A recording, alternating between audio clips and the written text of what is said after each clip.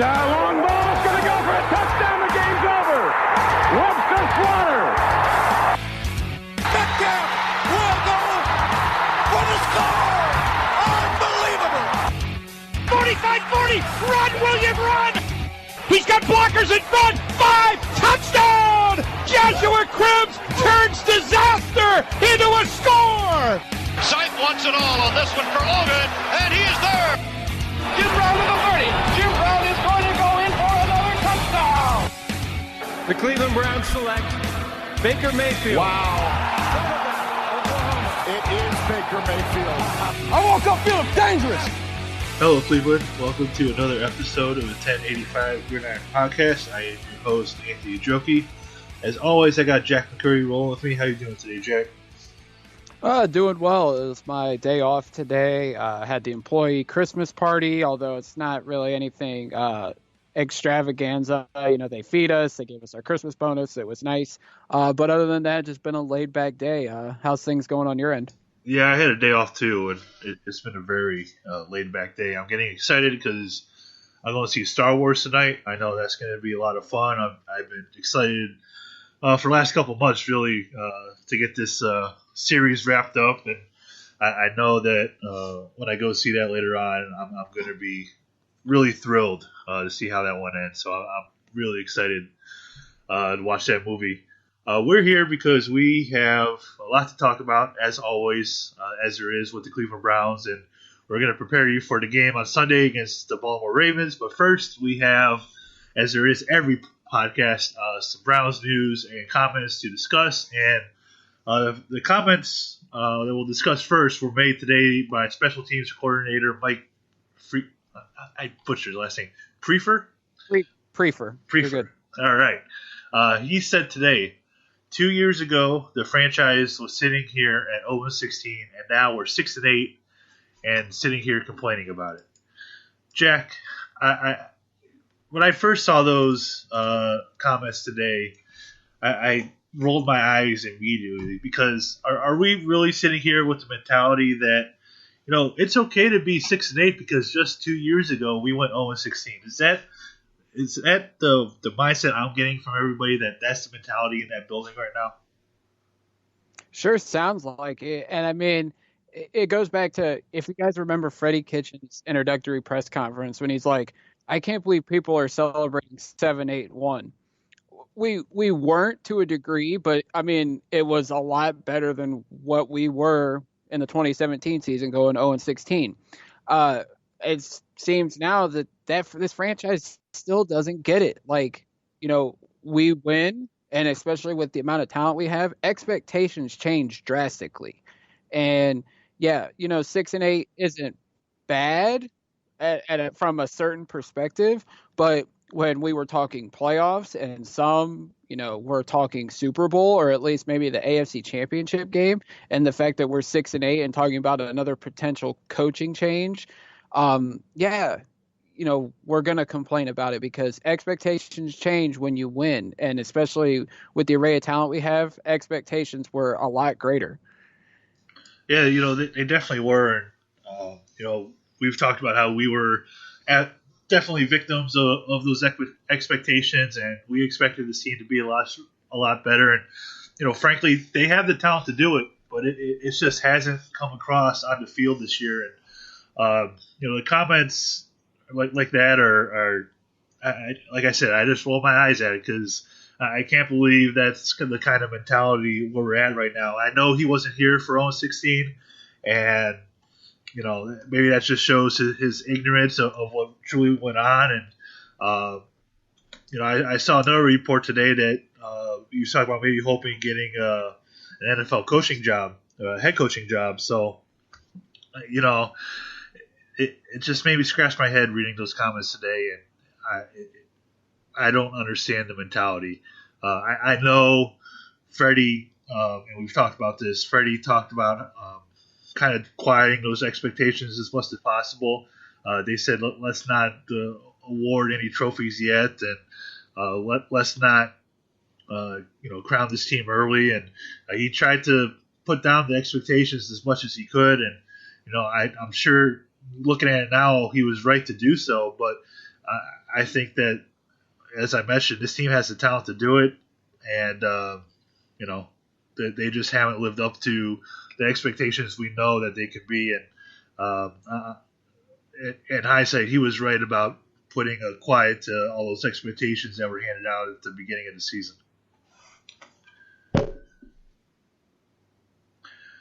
All right, we had some more rumors start to heat up for head coaching stuff this week.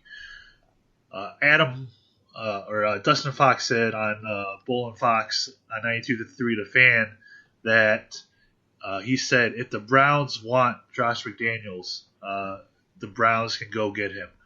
Jack, when you hear comments like that, and I know nothing's been decided about with Freddie Kitchens yet, but when you hear comments like that, it seems to be an opportunity that some of these coaches will be available. Do you see Josh McDaniels being a realistic option for the Browns? I truly think he's going to. I mean, Albert Breer has said it constantly, and I think, he covered the team for a long time up in New England before going national, and I think he, talks to people close to McDaniels. When he says that McDaniels wants the Browns job, I really think he does. The only thing that would stop him, I think, from coming here would be a John Dorsey type. I think that, McDaniels might not want to report to Dorsey, and I think Dorsey doesn't want to coach of that magnitude under him, because then it's going to become a power struggle. I know that I think the Haslams have had their eye on McDaniels before, and it just hasn't worked out. And if they have the opportunity to get him, and McDaniels wants to come home and coach the Cleveland Browns, and it comes down to where Dorsey can't work with him, I hate to say it, John Dorsey could go, because McDaniels is my number one choice. If you follow me on Twitter, I've been advocating him for a while now. Wanted him last year, want him again this year if they make the change, which seems inevitable depending on how the season plays out. If they can get McDaniels, go for it. I don't want to get too far into this because obviously there hasn't been a fate decided with Freddie Kitchens yet. But to bank off what you just said, if they do hire McDaniels and they can't work it out with Dorsey, what do you do with general manager? Because you saw what the power was like giving it to him in Denver. It didn't really end up working out for him. So what do you do in terms of player acquisition and handling everything with the roster with how it didn't work out with him in Denver and then not having John Dorsey? Well, you go and you try to bring the guy that's the Patriots' top executive, not named Bill Belichick, that's reportedly going to be available this offseason, and that's Nick Caserio. I also think he has some Ohio ties as well. So, and not just saying hire them because they're from Ohio, they get it. Hire them because I feel like they would be the best GM head coaching combo that you could probably get, unless you get, say Mike McCarthy to pair up with John Dorsey, which I think could definitely work because they've worked together before in Green Bay. But yeah, I mean, as far as that goes, get Caserio. It seems like he's well respected around the league. I think he's going to be sought after. If you could pair up Caserio with Josh McDaniels and, hopefully turn the Browns' fortunes around, that would be the best scenario, I think, if you could ultimately get McDaniels. So what would make this different from the situations of the past of hiring the likes of Phil Savage and Romeo Crennel and Eric Mangini, former Patriots guys and former front office guys? What makes this scenario different? Well, I'm going to this. If you're going to do this, you have to be patient. I think that's been the problem with guys coming off the Belichick tree.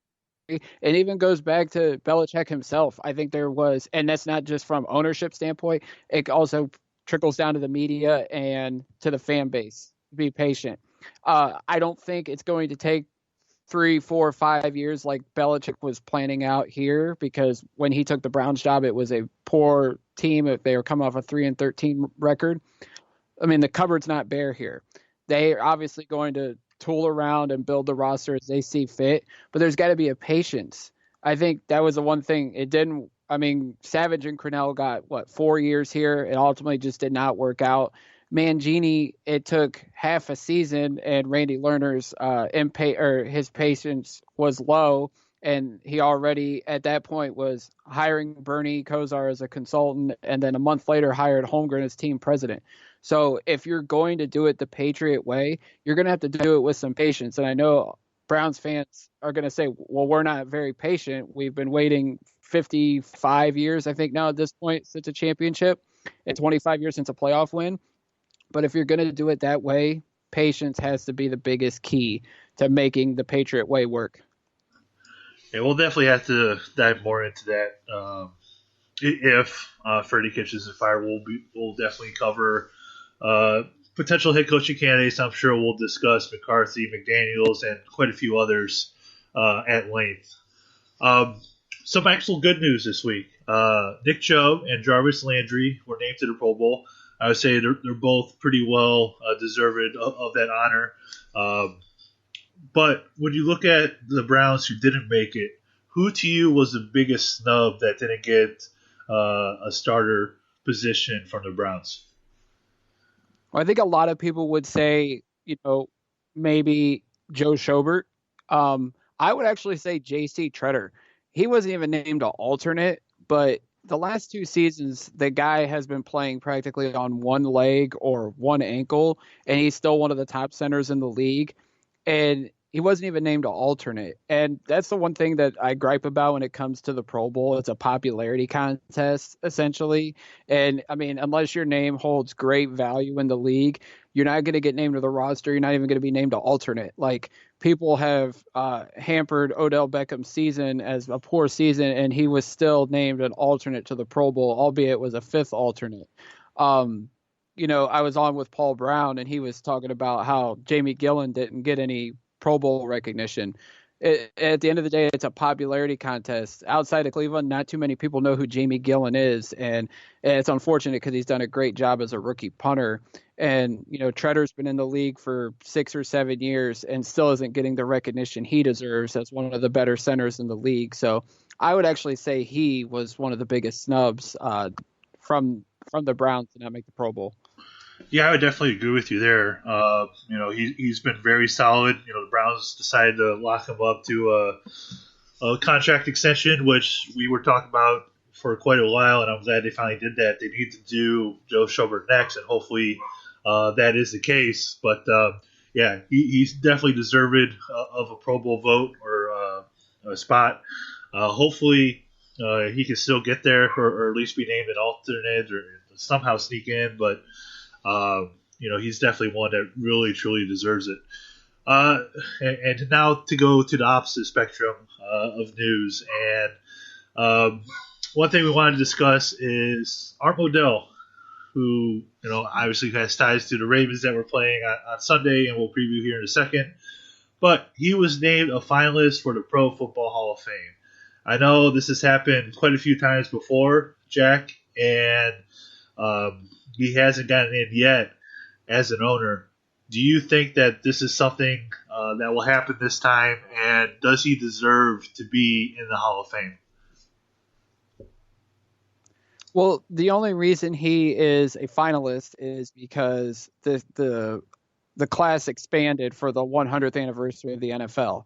So there's a centennial slate where they're going to name, I think, 2 contributors, 10 senior members, and 2 coaches. So I will say this. Art Modell did some good things in the league. Monday Night Football, I think there's something else that he did. I just forget. But the negatives outweigh the positives. When you look at Art Modell, he fired 2 of the greatest coaches of all time, and Paul, the greatest player of all time, and Jim Brown into early retirement, I think at 29 years old, when he was still the most dominant player in the league. And then, he moves the Browns to Baltimore because he was a poor businessman, was in severe debt, and pretty much had to do it to save the team, to keep it in the family name. And then, albeit he sold the team once he moved to Baltimore. the negatives outweigh the positives. There's no way he should go in the Hall of Fame. Hopefully, I don't know how the voting's going to go for this particular centennial slate, but hopefully the voters do not vote him in. And because if Art Modell is going into the Hall of Fame in Canton, Ohio, it is not going to be a pretty sight. There's going to be a lot of booing. It's just going to be an ugly situation because of what he did nearly 25 years ago, and pretty much ruining the Browns franchise. And the team hasn't been the same since. Yeah, it's been it's a very touchy subject for a lot of Browns fans, and we were thankful enough to get a team back as an expansion team. While it hasn't been what we expected to be, there's been a big disconnect of the old Browns and the new Browns, and it just hasn't been what we all wanted it to be. And it started off with, well, he like you mentioned, he fired Paul Brown, he fired Bill Belichick after the team moved from Cleveland, so it was not the Browns who fired him. It was running Jim Brown out of here. It was taking a team from the city of Cleveland, who is one of the premier franchises in the NFL, moving into Baltimore. From there, the first draft, after which they drafted Jonathan Ogden and Ray Lewis, so they draft 2 Hall of Fame players with their first-round selections. And then since then, the Ravens have won 2 Super Bowls. And, I think that's the part that really hurts Browns fans most, is that since that team moved, that team has won 2 Super Bowls, and a lot of us feel that those should be ours. It'd be curious to see if Bill Belichick would still be here if the team didn't move. I doubt that would be the case because, the differences that Modell had with him. But it's just been 25 years of, or 20 years or 23 years of just utter heartbreak, because it all started with him announcing the team moving, and he just hasn't been. He just wasn't a good owner. Like you talked about being in financial trouble and whatnot, and the Monday Night Football thing has been great for the NFL, but everything he did as an owner just was not good, and it amazes me that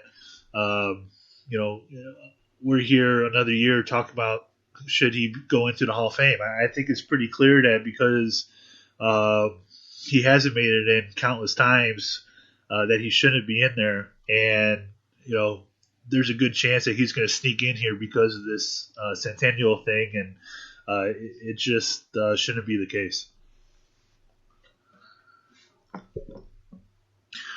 All right. Yeah, and I mean another thing that he's done. Another thing that he's done. I mean, and this is Ozzie. If we talk about Ozzie Newsome, he was one of the most beloved Browns of all time. This generation is going to remember Ozzie Newsome more as a football executive than the player, and I think and that's another mark on Art Modell, because there's no doubt number 82 should be retired at First Energy Stadium. Ozzie, I think he's in the Ring of Honor. You could argue he could have a statue outside First Energy Stadium, but he still works with the Ravens. He's been, I think, a Baltimore Raven longer than he's been a Brown. That's a shame because he made his mark on the field as a Cleveland Brown, but people don't really remember that unless, they're like our parents, our grandparents, and so on. Like, this generation has no clue, to a degree, how much of an impact Ozzie Newsome made on the football field, but people remember him more as a front office executive now. And as a player, Ozzie should have made it into the NFL Top 100 thing. He deserved to be in there, and I can't believe he wasn't on that list for tight ends. All right, let's discuss the game on Sunday. The Browns did beat the Ravens all the way back in Week 4, 40-26, and at that point, Jack, the Browns were in first place in the division, and it's just been a tale of 2 different seasons for Baltimore and for the Browns since Week 4. with the Ravens completely running away with the AFC and the AFC North. They're likely to have home field advantage in the playoffs. And the reason they've been able to do that is Lamar Jackson is completely dominating the NFL. He has 33 touchdown passes. He is 8th in rushing with over 1,100 yards, and he's just been a complete dual threat. And there's no doubt in my mind, Jack, that he's going to win the MVP. So what do the Browns have to do on Sunday that they did in Week 4 and they did also last year to kind of slow him down and at least have a chance in this game? I think definitely they're going to have to stack the box. I went back and watched the Week 17 matchup last year between the Browns and the Ravens just to see like how they were trying to hold him up. And you've seen a lot of blitzes early in the game. He did beat him a couple times, had like a couple nice runs, including like a 30-yard touchdown. But you would notice like Greg Williams would stack the box, bring the safeties in, or at least one safety in. I think it was Jabril Peppers. But if they could him somewhat with his legs and limit the running game, which they did in Week 4, there's a good chance, the Browns can, stop that high-powered offense. Another thing is, try to force some turnovers. We won the turnover battle in Week 4, 3 turnovers to 1. So if the Browns can, force Lamar into some turnovers, or even anybody on that offense, then they're going to have a good chance to win. But like you said, Lamar's been so dominant. He's definitely going to be the MVP. But what a season he's had. I mean, I always knew the talent was there, but Greg Roman and John Harbaugh have done a great job of molding that offense around his strengths, and it's definitely shown to be successful. Yeah, one of the things that Harbaugh did, and I think he's definitely in contention for Coach of the Year, is that they decided to go into this season with Lamar Jackson, and they went all in with it. They weren't going to go in with, we'll do some run pass option stuff. We'll do some of the things that make Lamar Jackson good. No, what they did is they looked at Lamar, they looked at his college film, and they really went all at it, 100%. Into the things that he does very well, and that's why he's been so successful. And I think one of the other reasons they've had such a dominant rushing attacks is this may have this may have gone down as one of the low-key free agent signings that happened this last offseason. But when they brought Mark Ingram in there, I'm like, that's going to be dangerous, and it really has been. He's been so good for Baltimore, named to the Pro Bowl. In fact, they have 12 Pro Bowl players that were named from that roster. So it's just been a dominant rushing attack all around from guys like Lamar Jackson, Mark Ingram, and then the receivers that they have drafting Hollywood Brown out of Oklahoma has just made this offense completely deadly. Yeah, I mean, they have taken that offense, and Greg Roman, I don't think it's enough praise. Like, you don't hear his name up in the head coaching rumors, but he should definitely get some consideration because wherever he's gone as offensive coordinator, whether it was San Francisco with Colin Kaepernick and Alex Smith, Buffalo with Tyrod Taylor, and now in Baltimore with Lamar Jackson, he's had a successful offense, and it starts with the ground game, like you said. No doubt Ingram was one of the steals in free agency. He's on his way to an 1,000-yard season. Gus Edwards is having a solid year, over 500 yards rushing. Of course, we know what Lamar is doing. It all starts up front with them. Great offensive line, dual tackles, Stanley and Orlando Brown Jr., and then it goes. And then you mentioned the receivers. You said Hollywood Brown. He's been banged up at times, but solid rookie season. Mark Andrews, Baker's tight end from Oklahoma. They got Willie Snead. Mark Ingram's doing good stuff out of the backfield as well. Then you had the other tight ends that they drafted. Hayden Hurst, who they actually took in the 2018 draft before they traded up to get Lamar Jackson. And then, of course, Nick Boyle and Seth Roberts. So, Lamar is getting it done with his legs. And then he's also, when he's throwing the ball, he's spreading it around to the receivers. Like, there's no number one threat. He's just spreading it around to pretty much whoever's open. You know who Greg Roman would make a perfect head coach for, but it's not flashy enough? It would be the Dallas Cowboys with Dak Prescott and Ezekiel Elliott and those types of players. He would be the perfect head coach for that personnel on a team, but he's not flashy enough to be the head coach of the Dallas Cowboys, in my opinion. He's not, but I mean, if they can't get Lincoln Riley, they can't get Urban Meyer, maybe Jerry Jones can persuade Roman to go to Dallas. I mean, money talks, and you get Dak if he resigns. You have Zeke, you have Amari Cooper if he resigns. You got Gallup. I mean, there's weapons there, and Roman could definitely make that offense work. Yeah, absolutely. Marcus Peters for the Baltimore Ravens has been a really great addition to their secondary. It's a great trade that they made. He's had 3 interceptions, 2 return for touchdowns. I would imagine, Jack, that he'll be shadowing Odell for most of this game on Sunday. Just talk about what he's been able to bring to the Baltimore defense.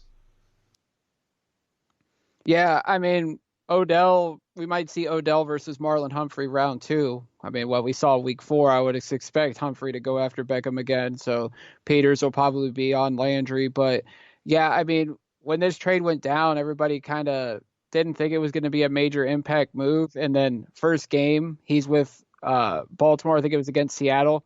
Pick 6 on Russell Wilson. And he's done that again. He's had 3 interceptions since joining the Baltimore Ravens, 9 pass deflections, really solidified that secondary, with Marcus Peters. Obviously, we talked about Marlon Humphreys. They had Earl Thomas, who was a great free agency signing for him.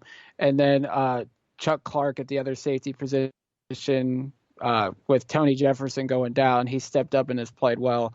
So, I mean, from top to bottom, the Baltimore defense looks completely different from the first time we played them. Obviously, Brandon Williams is coming back. He didn't play, and Earl Thomas called him out, and the whole Baltimore defense stepped up since then. So, it's going to be a tough matchup for the Browns offense. Obviously, we have the skill players that can go toe-to-toe with their defensive guys. So, if we can get the running game going. Nick Chubb had a monster game against them with 3 touchdowns in week 4. So if they can get Chubb and Hunt in a solid rhythm, which hasn't seemed to be the case in recent weeks, the Browns can put up a fight against this Baltimore defense. So it's just a matter of they execute with the game plan. Well, a couple of statistics I found kind of fascinating looking at the Baltimore Ravens is the Browns in Week 4 were only one of 3 teams to win the time of possession against Baltimore. The other 2 games, Baltimore won in a blowout, so they were scoring at a certain pace, and the other team was just playing catch-up at that point. But they're the only team to beat Baltimore this season besides the Chiefs, and the Browns won the time of possession in that game. This season, the Ravens are averaging 34-plus minutes a game of time possession, which is first in the NFL, Jack. So, it goes back to controlling the football, not turning the ball over, giving them a good dose of Nick Chubb and Kareem Hunt. And it also goes to when they get down with opportunities to score in the red zone, they have to put it in for a touchdown. They can't settle for field goals against Baltimore. Baltimore is way too good to kick field goals every time you get down to the red zone. So they have to convert those opportunities into 6 points. And that's the only way that they're going to remotely have a chance on Sunday is not turn the ball over. And when they have opportunities for touchdowns, to convert those opportunities. Absolutely. You when you go up against an offense like Baltimore's, you cannot settle for field goals because they're so explosive, whether it's in the running game or if they connect on a couple deep passes to Hollywood Brown, you could find yourself in a 14-3 hole like that, and it's hard to catch up. Now, last year the Browns were down 20-7 at one point, and they stormed their way back to being only down 2 with a couple minutes to go. Obviously, Baltimore has upgraded their running game by adding Mark Ingram, so they have the horses to punch the Browns in the mouth and leave them reeling after that initial punch. So hopefully the Browns can match them in terms of scoring points offensively. But if they're going to try to match them step for step, they're not going to be able to. That's why the defense, although it's lacking some of their weapons, obviously Myles Garrett's down, Demarius Randall has struggled. Like, they have to come out and play their A game against this Baltimore offense, or it's going to spell disaster early. I still can't believe we won that game with no Denzel Ward, no Greedy Williams, and no Demarius Randall all the way back in Week 4. I think the major factor in there was Myles Garrett and being able to set the edge and prolific running attack that Baltimore has. Obviously, they don't have him for this game, and so the guys are going to have to really step up and set the edge against this Raven team that has such a good running game to try to contain those guys as best as possible. Jack, I think you and I, we haven't gotten to our predictions yet, but would you agree that we kind of both expect this to be not so pretty on Sunday? Yeah, I mean, with Baltimore still playing for something and the fact that they are white hot, not even red hot, I definitely don't expect the Browns to win this game. Maybe they keep it close for a while, but I think when we get down to like maybe the early third or late third, early fourth quarter, I expect the Ravens to pull away. I fear for you, Anthony, because you're going to be in that stadium Sunday. I fear for your safety because if it becomes a blowout, it might get ugly there, especially with, Freddie's future still in the air. Like, if the Browns get embarrassed, it could get ugly, and I would not be shocked to hear some Fire Freddie chants through the TV come Sunday afternoon.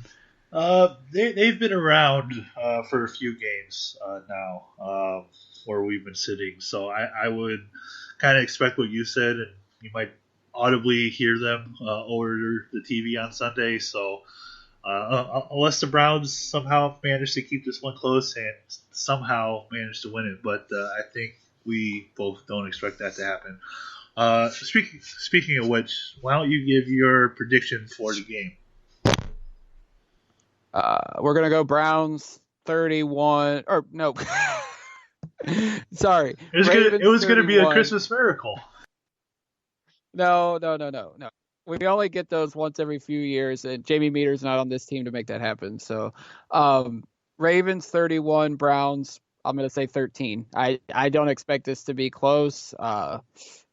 Ravens are too good right now, and the Browns are struggling. Despite what seems to be a little optimism this week in the locker room, I just don't see it. It's not going to be pretty, Jack, on Sunday, and I think we're definitely going to go into this game on Sunday with that as an expectation. I'm not going to take any moral victories away from it if it's close, but I expect the Ravens to win this one. I will say 38-20. I think that it's almost going to be like the game in Baltimore in Week 4, just kind of the opposite. I think that they're going to completely run all over us, and it's not going to be a pretty thing when that game ends on Sunday. So I expect the Ravens to win pretty big. Anything else you want to discuss before we get out of here? No, I just want to plug that I was on the Paul Brown podcast on Wednesday, talked about pretty much the same stuff, so definitely go give it a listen. Paul's one of our good guys in the Browns podcast community, so definitely give that show a listen. As always, you can follow Jack on Twitter at Jamie E. Follow me on Twitter at Anthony Jokey. Follow the website on Twitter at The Dogland. Be sure to check that out.